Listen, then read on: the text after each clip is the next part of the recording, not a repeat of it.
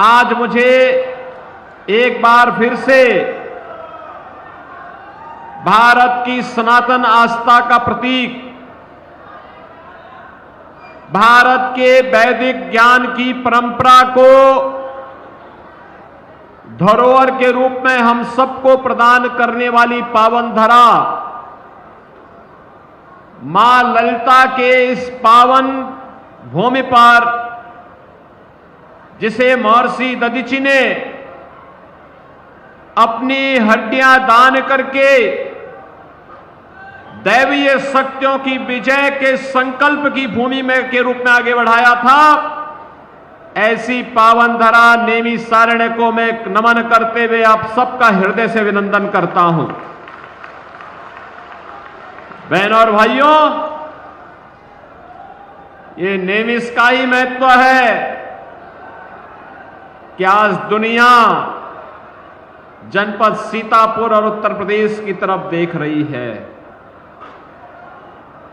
जब भी कोई रामद्रोही राम के अस्तित्व को नकारने का प्रयास करता है तो नैमिष सामने आ खड़ा होता अपने प्रमाणों के साथ कि मेरे पास शास्त्रीय प्रमाण है, मैं तुम्हें प्रमाण देता हूं। तुम्हारी दूषित बुद्धि राम के अस्तित्व को, कृष्ण के अस्तित्व को नकारेगी, लेकिन मेरे प्रमाण अकाट्य हैं, इसको कोई नकार नहीं सकता है। यह साहस केवल नैमिषारण्य की धरती कह सकती है। बहनों और भाइयों, एक फैशन सा बन गया है भारत की सनातन संस्कृति को गाली देने की, भारत की ईश्वरीय सत्ता को चुनौती देने की, प्रभु राम और प्रभु कृष्ण के अस्तित्व को चुनौती देने की। और इसके बारे में तो मैं केवल यही कहूंगा कि विनाश काले विपरीत बुद्धि, जब किसी की बुद्धि विपरीत होती है तो प्रभु सत्ता को चुनौती देता है, सनातन धर्म को गाली देता है और आपकी आस्था के साथ खिलवाड़ करता है। इन्हें नहीं मालूम ये हिंदुस्तान है, यहां की ऋषि परंपरा केवल यज्ञ हवन तक ही अपने आप को सीमित नहीं करती थी, केवल अपना व्यक्तिगत आध्यात्मिक साधना तक ही सीमित नहीं रहती थी। शांति काल है तो शास्त्र का चिंतन करता रहा है, और विपत्ति काल रहा है तो शस्त्र का संधान भी करता रहा है। शस्त्र और शास्त्र की भूमिका बेहतरीन समन्वय है हमारा नैमिषारण्य, जहां के ऋषियों की अस्थियों ने भी देवताओं के लिए शस्त्र का संधान बना करने का काम किया था। तो बहनों और भाइयों, ये सनातन विरोधी, ये प्रभु राम और प्रभु श्री कृष्ण की सत्ता को चुनौती देने वाले कहां ठहर पाएंगे? आज अपनी हार को सुनिश्चित देख करके ये फिर से राम के अस्तित्व को चुनौती देने लग गए हैं। क्या आप इसको स्वीकार करेंगे? क्या प्रभु राम के अस्तित्व को चुनौती देने वालों को स्वीकार करेगा क्या भारत? और बहनों और भाइयों, मैं इसीलिए आज आपके पास आया हूं आपसे कहने के लिए, नैमिषारण्य के विकास के लिए भारतीय जनता पार्टी की डबल इंजन सरकार ने विकास के जो कार्य प्रारंभ किए हैं, आज आप देख रहे होंगे जैसे एक नई अयोध्या नजर आ रही है, ऐसे ही एक नया नैमिषारण्य हम सबको दिखाई देने लग गया है। और अभी तो ये शुरुआत भर भी है। अभी तो हम यहाँ की वायु सेवा प्रारंभ करने जा रहे हैं, हेलीकॉप्टर की सेवा यहाँ प्रारंभ करने जा रहे हैं, यहाँ 4 लेन की कनेक्टिविटी देने जा रहे हैं, यहाँ पर इलेक्ट्रिक बस सेवा प्रारंभ होने जा रही है, यहाँ पे तमाम यात्री विश्रामालय बनने वाले हैं। जैसे अयोध्या में भव्य राम मंदिर के निर्माण के साथ साथ आज वहां सड़कों के चौड़ीकरण का कार्य हुआ है, काशी में काशी विश्वनाथ धाम बना है, मां विंध्यवासिनी धाम का निर्माण इतनी भव्यता के साथ हुआ है, ऐसे ही मां ललिता के धाम को भी पुनरुद्धार और उसके सुंदरीकरण के बड़े कार्यक्रम को लेकर के सरकार कार्य कर रही है। जिस दिन ये कार्य मूर्त रूप से जमीनी धरातल पर उतर आएगा, बहनों और भाइयों, यहां के हजारों नौजवानों को, यहां के व्यापारियों को, हजारों नौजवान और व्यापारियों को यहां पर एक नया रोजगार का सृजन होगा। अपने आप में लाखों लोगों को अपने आप में यहां आमंत्रित करने का माध्यम नैमिषारण्य बन जाएगा। और बहनों और भाइयों, यह कार्य केवल वही कर सकता है जो प्रभु की सत्ता पर विश्वास करता हो, राम का भक्त हो, कृष्ण का भक्त हो, भारत भक्त हो, राष्ट्र भक्त हो, वही ये काम करेगा।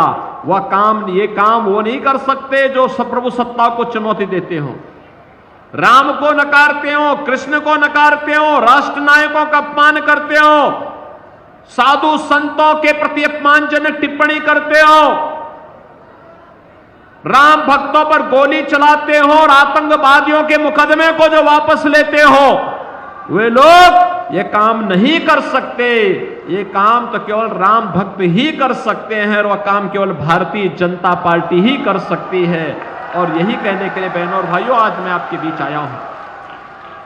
आपने देखा होगा बदलते हुए भारत को, मोदी जी के नेतृत्व में आज एक नया भारत का दर्शन पूरा देश कर रहा है। और बहनों और भाइयों, आज तीसरे चरण का मतदान भी हो रहा है। 2 चरण में पहले संपन्न हो चुके हैं। 2 चरण में 191 सीटों पर चुनाव हुआ, तीसरे चरण में 94 सीटों पर फिर से चुनाव हो रहे हैं। यानी आज के बाद आधा चुनाव संपन्न हो चुका होगा। आधा चुनाव संपन्न होने का मतलब जो दुनिया देश की आवाज है, फिर एक बार 400 पार, फिर एक बार, फिर एक बार। ये जो 400 पार का जो लक्ष्य है बहनों और भाइयों, यह नजदीक आ चुका है। और इसके लिए आप सबको लगना पड़ेगा, एक एक सीट का हिसाब रखना पड़ेगा। और तब फिर एक बार मोदी सरकार भी आएगी और अब की बार 400 पार का लक्ष्य भी पूरा होगा। हमारी पीढ़ी बहनों और भाइयों सौभाग्यशाली है, हमारी पीढ़ी सौभाग्यशाली है। हमने बदलते हुए भारत को देखा है। आप कह सकते हैं, वर्तमान पीढ़ी कह सकती है, वर्तमान नौजवान कह सकता है, वर्तमान नागरिक कह सकता है, हमारे ऋषि मुनियों को, संतों को, साधु संतों को, जिन्हें इस लोक में अपने भक्तों को और परलोक में अपनी गुरु परंपरा को जवाब देना होगा, वे कह सकते हैं कि हमने वह काल देखा है जब प्रभु राम अयोध्या में विराजमान हुए हैं, जिसके लिए पीढ़ियां खप गई, लेकिन हमने अयोध्या में वह दिन देखे हैं। बहनों और भाइयों, हम में से हर व्यक्ति कह सकता हमने बदलते हुए भारत को देखा है, जिस भारत ने दुनिया के अंदर अपना सम्मान बढ़ाया है, जिस भारत की सीमाएं सुरक्षित हुई हैं, जहां आतंकवाद के सामने घुटना सरकार नहीं टेकती, बल्कि आतंकवाद को नेस्तनाबूद करके हमेशा के लिए उसकी राम नाम सत्य है की यात्रा निकालने का जज्बा जिस सरकार में रहा हो। हमने उस सरकार को देखा है जिसने भारत विरोधी वे सभी प्रावधान समाप्त किए, चाहे वह धारा 370 का मामला हो, चाहे वह इस देश के अंदर आतंकवाद और नक्सलवाद की जड़ जहां भी खड़ी रही, उस बेल को नष्ट करने के लिए भारतीय जनता पार्टी के नेतृत्व की मोदी जी की सरकार ने वे सारे उपाय आने वाली पीढ़ी के भविष्य के लिए कर दिए हैं। हमने उस भारत को देखा है जिसमें हाईवे वर्ल्ड क्लास के बन रहे हैं, जिसमें एक्सप्रेसवे बन रहे हैं, जिसमें रेलवे और मेट्रो का बेहतरीन कार्य हो रहा है, जिसमें 1 डिस्ट्रिक्ट 1 मेडिकल कॉलेज का निर्माण हो रहा है, जहां IIT, IIM, AIIMS, triple IT, NIT, world class university, one district one medical college, हर घर नल की योजना लागू हो रही है। और हमने उस भारत को देखा है जिस भारत में 80 करोड़ लोग राशन की सुविधा का फ्री में लाभ प्राप्त करते हैं। बहनों और भाइयों, यही भारत था 14 के पहले गरीब भूख से मरता था, किसान आत्महत्या करता था, नौजवान पलायन करता था, बेटी और व्यापारी सुरक्षित नहीं थी। 2014 के बाद मोदी जी के नेतृत्व में कितना परिवर्तन हुआ है। 80 करोड़ लोग फ्री में राशन की सुविधा का लाभ प्राप्त कर रहे हैं। 60 करोड़ लोगों को आयुष्मान भारत में 5 लाख रुपए की स्वास्थ्य बीमा का कार्ड मिल चुका है। हर साल 5 लाख रुपए की फ्री में दवा करा सकते हैं। और बहनों और भाइयों, 50 करोड़ गरीबों के लिए जनधन अकाउंट खुल गए हैं। पैसा दिल्ली या लखनऊ से जो आएगा सीधे उसके खाते में जाएगा, बीच में कोई मध्यस्थ नहीं रहेगा। गरीब का पैसा गरीब के पास जाएगा। बहनों और भाइयों, 12 करोड़ किसान सम्मान निधि का लाभ प्राप्त कर रहा है। 12 करोड़ घरों में शौचालय बन गए हैं। और सर्वाधिक शौचालय बनने वाले जनपदों में से आपका सीतापुर है, जहां के गरीबों का सर्वाधिक शौचालय बने। 10 करोड़ गरीबों के घर में उज्ज्वला योजना का सिलेंडर पहुंच गया है। सर्वाधिक सिलेंडर आपके सीतापुर जनपद में आए हैं। 4 करोड़ घर बन गए हैं, जिनमें से 2 लाख घर तो केवल आपके सीतापुर जनपद को मिले हैं। बहनों और भाइयों, मैं इसीलिए आपके पास आया आपसे कहने के लिए, मोदी जी ने कहा है जितने लोग बचे हैं जिनके घर में सिलेंडर नहीं, उनको आश्वस्त कर दो कि इसके बाद चुनाव के बाद उनको 100%, जिनके पास घर अभी भी नहीं मिल पाया है उसको घर मिलेगा। राशन की सुविधा आगे भी 5 वर्ष तक निरंतर जारी रहेगी। मोदी जी ने इन सभी चीजों के लिए आपको आश्वस्त कर दिया है।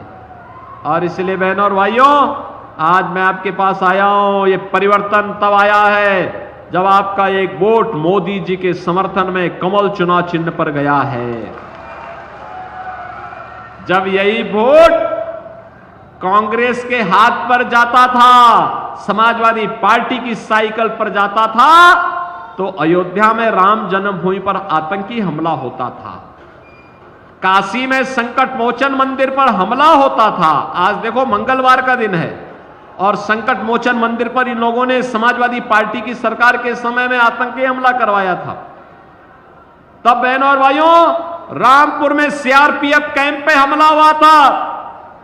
अयोध्या, लखनऊ, वाराणसी की कचहरियों पर हमला हुआ था।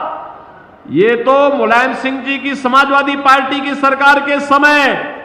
और बहनों और भाइयों, उसके बाद जब अखिलेश यादव आए तो इन्होंने उन आतंकवादियों के मुकदमों को वापस लेने का कुत्सित प्रयास किया था। यानी हिंदुओं पे झूठे मुकदमे, राम भक्तों पर झूठे मुकदमे और आतंकवादियों के मुकदमों को ये वापस लेते थे। तनिक भी शर्म नहीं आती थी इन लोगों पर, तनिक भी शर्म नहीं आती थी इन लोगों को। और यही कहने के लिए हम लोग आए हैं, जो आतंकवाद के समर्थक हो, राम के द्रोही हो, वे जो माफियाओं और अपराधियों को शागिर्द हो। आपने देखा होगा परम राम भक्त, प्रदेश के विकास के लिए अहर्निश प्रयास करने वाले कल्याण सिंह जी की मृत्यु हुई। समाजवादी पार्टी ने एक भी शब्द संवेदना के नहीं व्यक्त किए। लेकिन बहनों और भाइयों, अभी एक माफिया की मौत हुई थी। उस माफिया के मरने पर फतिया पड़ने के लिए समाजवादी पार्टी के लोग उसके घर में गए थे। ये राम भक्तों के विरोधी है, ये माफियाओं के समर्थक हैं, ये राम भक्तों पर गोली चलाते हैं और आतंकवादियों के मुकदमों को वापस लेते हैं। इन लोगों से बदला लेने का समय है ये महापर्व चुनाव। अपना एक एक वोट ऐसा ठोकिए, ऐसा लगाइए कि ये आतंकवाद समर्थक हमेशा के लिए भारत की चुनाव की प्रक्रिया से गायब हो जाए, वो आपके चुनाव से लड़ने का हिम्मत ही न करने पाए। सहमत हैं? सहमत हैं? बहनों और भाइयों, ये चुनाव केवल चुनाव नहीं है, ये चुनाव है नए भारत को आत्मनिर्भर और विकसित भारत बनाने का। आत्मनिर्भर और विकसित भारत बनाएंगे। आत्मनिर्भर भारत का मतलब हर नौजवान आत्मनिर्भर, उसके हाथ को रोजगार होगा, हर व्यापारी आत्मनिर्भर, हर महिला आत्मनिर्भर, हर अन्नदाता किसान आत्मनिर्भर। और आत्मनिर्भरता के इस लक्ष्य को प्राप्त करने के लिए बहनों और भाइयों, मोदी जी का तीसरी बार प्रधानमंत्री बनना आवश्यक है। सहमत हैं? और मोदी जी को प्रधानमंत्री तीसरी बार बनाना है और अब की बार 400 पार का लक्ष्य प्राप्त करना है, तो बहनों और भाइयों, अशोक रावत को यहां से भारी बहुमत से विजयी बना के भेजना होगा। एक कांग्रेस और सपा का गठबंधन के जो प्रत्याशी हैं, इनकी जमानत जब्त करेंगे ना? सहमत हैं? करेंगे तो कमल चुनाव चिन्ह पर आपको वोट देना होगा। सहमत है ना? दूसरा, घर घर में मोदी जी का संदेश पहुंचाना होगा। और पहुंचाना क्या होगा? विकसित भारत के लिए, आस्था का सम्मान करने के लिए, गरीब कल्याण के लिए, सुरक्षा और समृद्धि के लिए कमल आवश्यक है। कमल चुनाव चिन्ह आवश्यक है। बोलेंगे ना? पहुंचाएंगे? तो फिर आप सब मेरे साथ बोलेंगे, भारत माता की, भारत माता की।